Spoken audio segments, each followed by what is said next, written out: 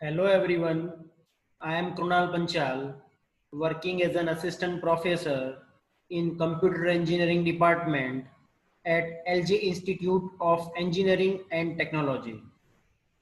Welcome all to the video lecture series of operating system with respect to the syllabus of Gujarat Technological University.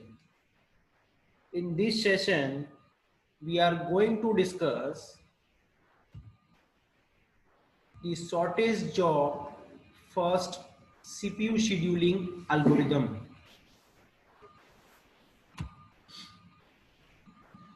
in which, as we have discussed in the previous session, SJF shortest job first CPU scheduling algorithm is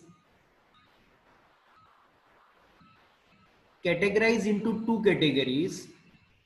The SJF have the non-preemptive version, as well as SJF can have preemptive version as well.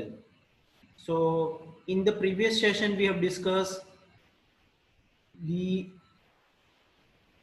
non-preemptive version of SJF algorithm. Okay, and we have seen it works better as compared to FCFS algorithm in terms of average waiting time. So we can say that it is more efficient in terms of FCFS when we are talking about non-preemptive SJF algorithm. Now in this session, we are going to discuss the second flavor, or we can say second type of SJF, shortest job first algorithm, which is nothing but primitive shortest job first CPU scheduling algorithm. So you know the word primitive, what it means actually. So primitive means what? During execution of a particular process, any other process can forcefully preempt the execution of ongoing process and take over the CPU for its own execution based on some condition. That is the scenario, or we can say nature of primitive algorithm. So let us discuss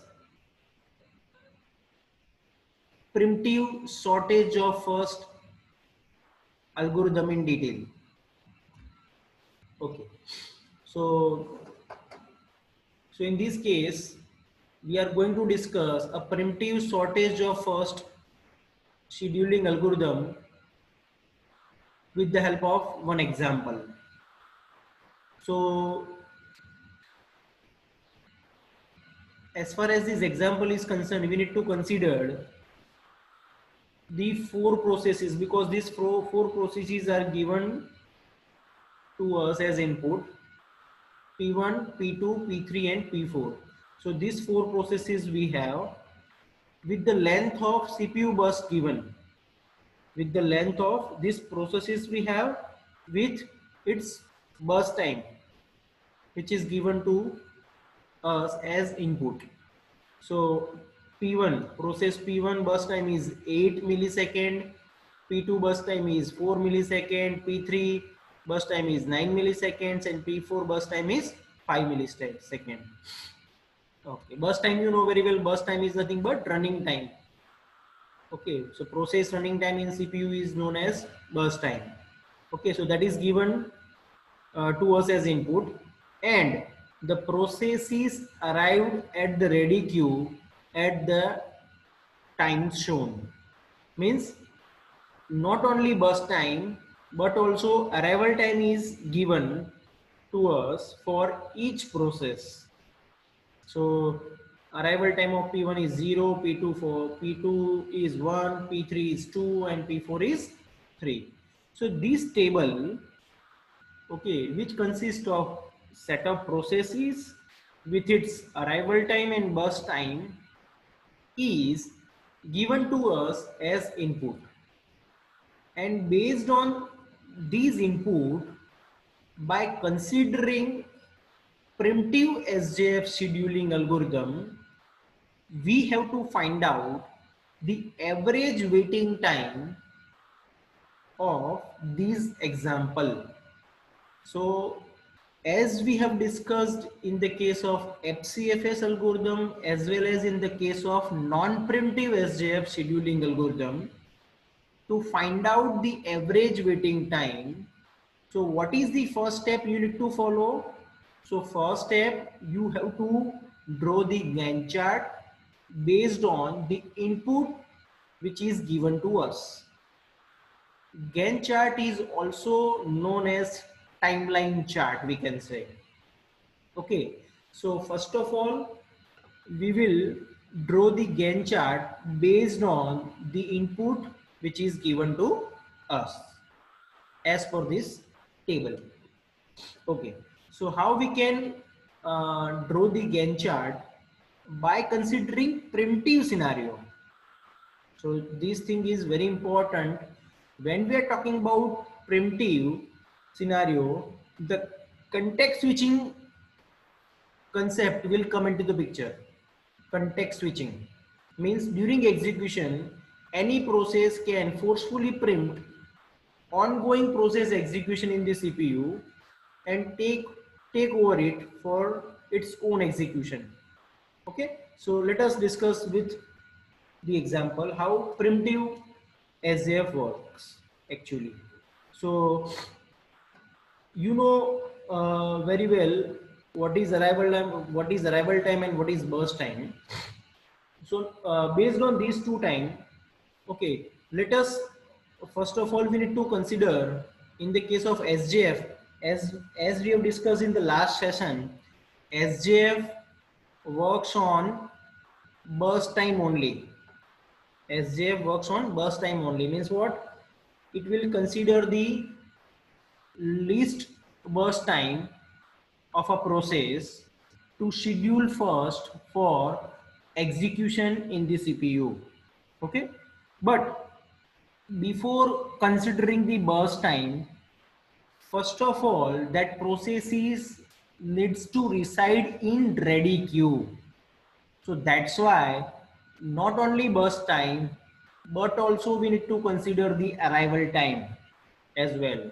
Because if process is not arrived in the ready queue, there is no concept of considering burst time, or there is no concept of giving that giving these resources or CPU to that process, because that process is not available in the ready queue. The concept of giving resources for execution, it comes when process is already reside in the ready queue. But if it is not available, if it is not reside in ready queue, there is no concept of having or giving, we can say, resources for execution in the CPU. Okay, so let us discuss the P1 process we have. So what is the arrival time? First of all, as I told you, we need to consider the arrival time. So at time 0 milliseconds, how many processes has been arrived? So only one process, P1 process is arrived. Okay, so we have only one process in a ready queue. So there is no other choice. So definitely, if there is no other choice, that process only will be scheduled for execution in the CPU. So the first process would be executed on the CPU is P1, because arrival time of P1 is 0. At the same time, no other process has arrived. Clear? Okay. So irrespective of the burst time of P1 process, because execution time, or you can say running time of P1 process is 8 millisecond, which is higher than P2 and P4. Still, we are scheduling that process for execution, because at time 0, P2 and P4 is not arrived in the ready queue at all. So how we can schedule that process if it is not available in the ready queue? It is not at all possible. So that's why, even though we have higher burst time, we are we are going to schedule P1 process in the CPU. So P1 is started its execution in CPU. Now, what will happen in the case of non-preemptive scheduling algorithm? In the case of non-preemptive scheduling algorithm, once any process is started its execution, it will continue its execution till its end its execution. But in the case of preemptive scenario, as we have discussed, the context switching can be possible at any moment of time. So we will execute different processes as per the satisfied condition for small period of time, or we can say very less period of time we are considering to execute a different processes that we have. So initially P1 is started its execution. It is executed for 1 minute of time. So 0 plus 1 is equal to 1. Its total execution time is what? 8. But we have executed that P1 process for one unit of time only. Then after 1 unit, at the time of 1 millisecond, we will check the content of ready queue at time 1, or at time 1 millisecond. Is there any other process arrives in the ready queue? That we have to check, because if any process arrives in the ready queue at that time, and if the newly arrived process burst time is less than the remaining burst time of the ongoing process, in that case we need to do a context switching. So this is very important, and this is somewhat difficult to understand. So keep these things in your mind. Once we executed P1 for 1 unit of time, okay, after 1 unit, okay, we will check at the time of 1 unit, or we can say 1 millisecond, is there any other process arrives in the ready queue? So yes, the answer is yes, because P2 is arrived at time 1. So now we have two choices in the ready queue. Now we have two choices in the ready queue, P1 and P2, because P1 is already in execution mode. Now we need to consider the least burst time, because it is shortest of first scheduling algorithm. So we need to consider, if we have more than one choice, in that case we need to consider the least burst time, or we can say smallest burst time, that process would be scheduled for execution. So among P1 and P2, the burst time of P1, because now the burst time of P1 is what? 7. It is not 8, because P1 is already executed for 1 unit of time, or we can say 1 millisecond. So initially the burst time of P1 was 8. Now it is reduced by 1. So it is 7. So whenever we want to compare the burst time value of P1, now onwards we will consider 7 only instead of 8, because P1 is already executed for 1 millisecond. Okay, so these things you need to keep in your mind. Now P2, now we will compare the value of burst time of P2 with burst time value of P1. So in this case, the least burst time value is 4, and it is allocated to P2 process. So we need to context switch from P1 to P2, because the shortest job first, or we say that job, which one is shortest? P2 is shortest. So P2 needs to be scheduled for execution. So P1 is forcefully preempted by P2, and P2 start its execution. Okay. Now again we will execute P2 for 1 millisecond from 1 to 2 over here, 1 to 2, and then we will stop and check again the same pattern will to follow again and again after executing that process for one unit of time until all the process arrived in the ready queue. So P2 is executed, started execution, and it is executed for one millisecond. Now after 1 milliseconds, so at time two over here, okay, we will check, is there any other process arrived in the ready queue? Yes, P3 is arrived. So again, we need to check we need to check. So whatever the processes we have in ready queue, as compared to least burst time, we need to give the chance to that process for execution in the CPU. So P2 is already executed for one unit of time, because 1 to 2 P2 is already executed. Okay, so now the P2 burst time, remaining burst time is what? Instead of 4, now it is 3. So 3 needs to be considered over here. Okay, now at the time of arrival time 2, P3 is entered into a ready queue.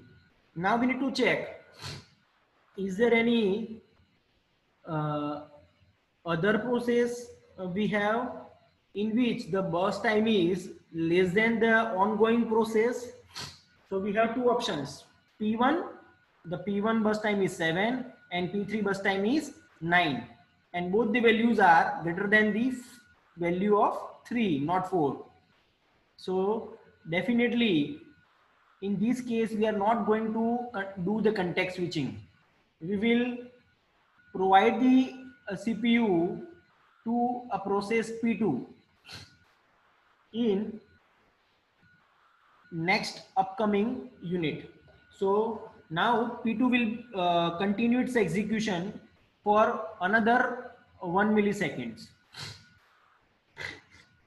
So now it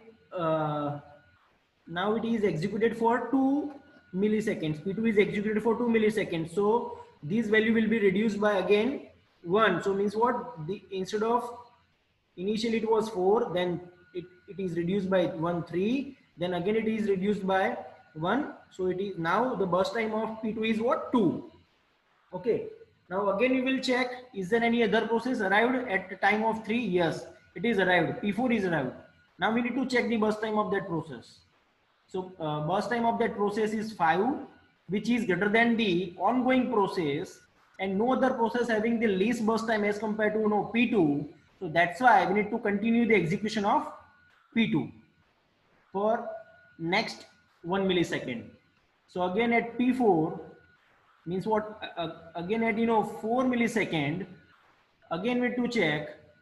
Now at that time P2 is again reduced by 1 millisecond. So now the remaining burst time of P2 process is what? 1. Okay, this is 9 as it is, and this is 5 as it is, and this is 7. So now again we need to check which process, is there any other process at interval time interval, or at time interval 4? No, there is no other process is right, because all the process, whatever the processes we have, all the process has been arrived in the ready queue.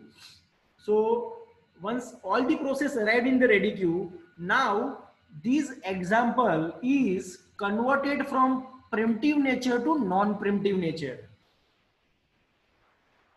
How?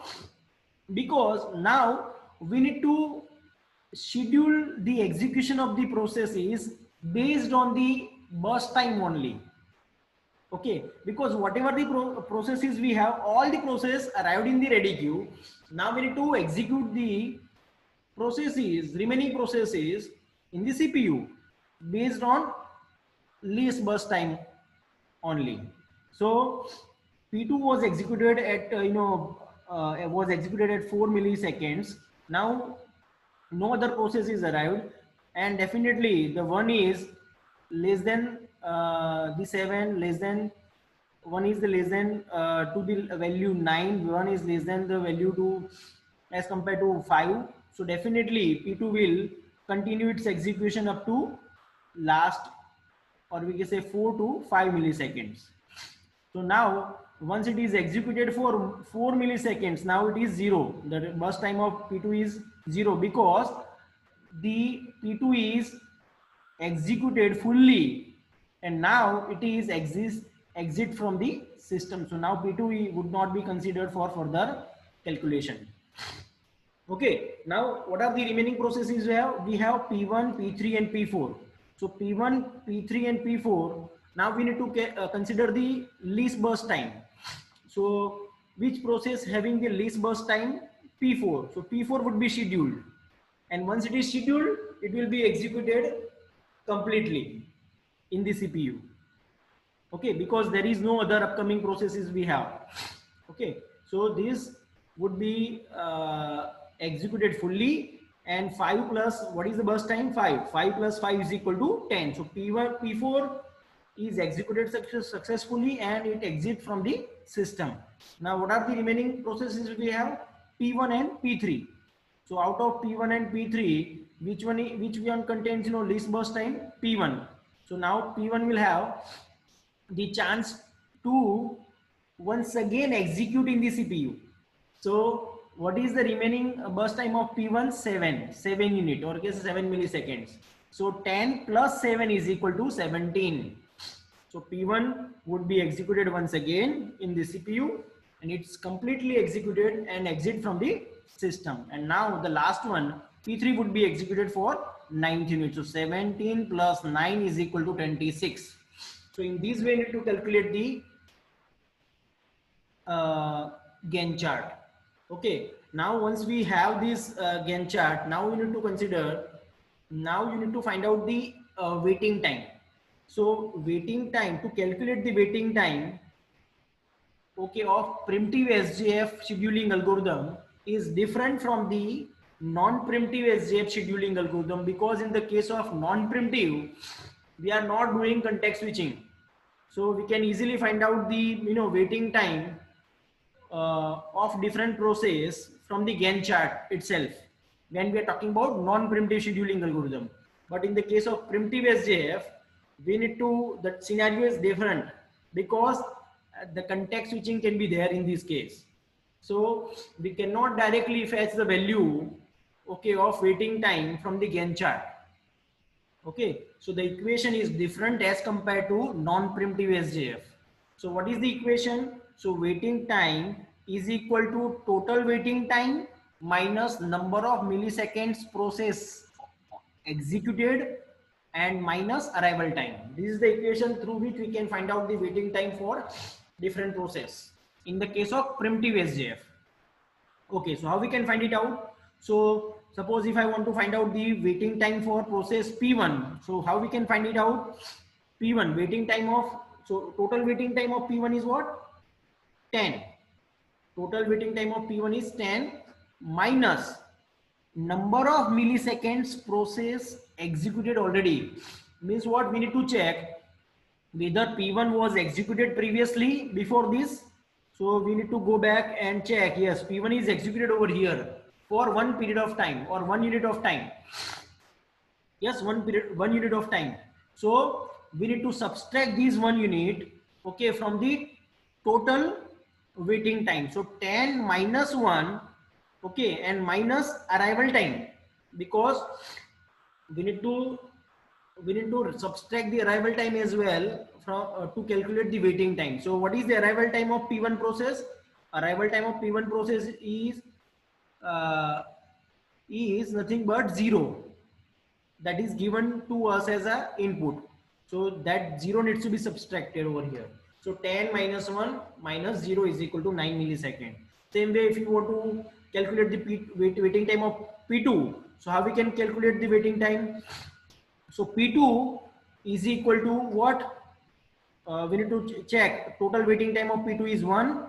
We need to check whether P2 is executed previously. No, P2 is not executed previously. Okay, so the number of millisecond processed executed of P2 is what? 0, and minus arrival time of P2. Arrival time of P2 is what? 1. So that we need to put it over here, and output is 0 milliseconds. In these way you can calculate P3 and P4, and then we can find out the average waiting time. Average waiting time is equal to what? Sum of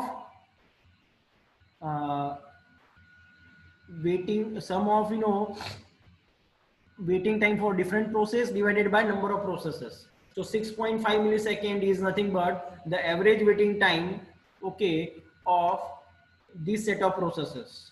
Okay, now a primitive SGF scheduling algorithm is sometimes called shortest remaining time first scheduling algorithm. Why this is shortest remaining time first scheduling algorithm?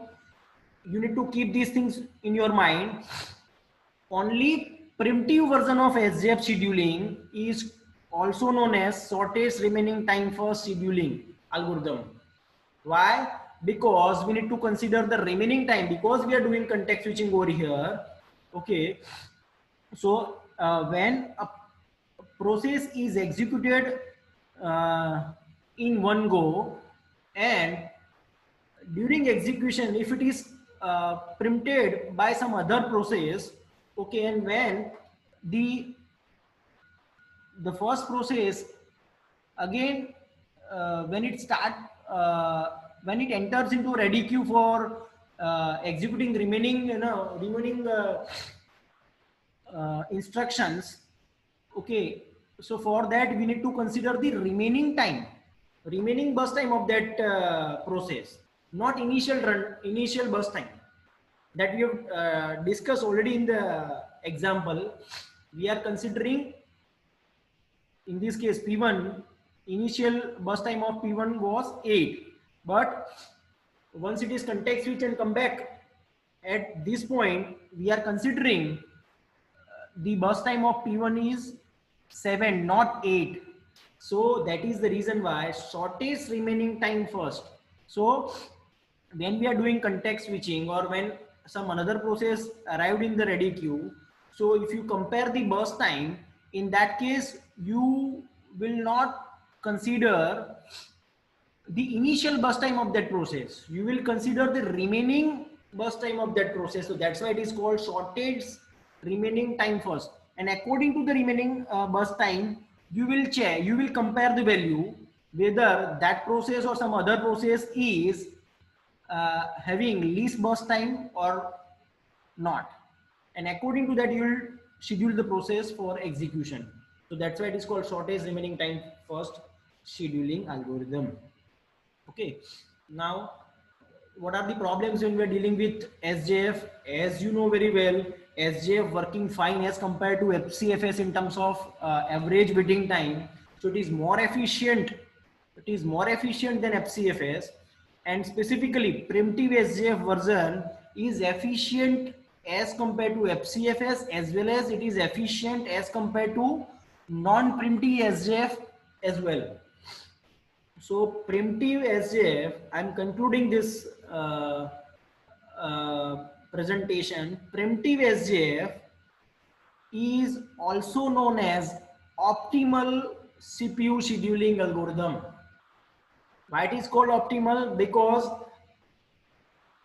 if you consider the same input and by having and execute multiple CPU scheduling algorithm, you won't have less than these average waiting time as we are getting in the case of primitive SJF scheduling algorithm. So that's why it is called optimal CPU scheduling algorithm. But the main limitation of SJF is what?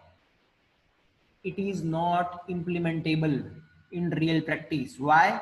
Because in the case of SJF, we are considering the burst time to schedule the process for execution. But system cannot know priorly how much time it requires for execution. Means priorly system cannot able to know that how much time a process requires for execution priorly. Yes, system can estimate, estimated value can be there, but exact value cannot be predicted by the system for each process as far as burst time or running time is concerned, that is the reason why it is not implementable. So the real difficulty with SJF algorithm is knowing the length of the next CPU request. Although the SJF algorithm is optimal, as I told you, it cannot be implemented at the level of short-term CPU scheduling. So there is no way to know the length of the next CPU burst time. So that is the reason why SJF is not implementable. Okay, so I hope it is clear. It is very important to understand the working of primitive SJF, as well as its advantages and disadvantages in real practice. Okay, so this is all about SJF algorithm. So thanks for watching this video. See you in the next one.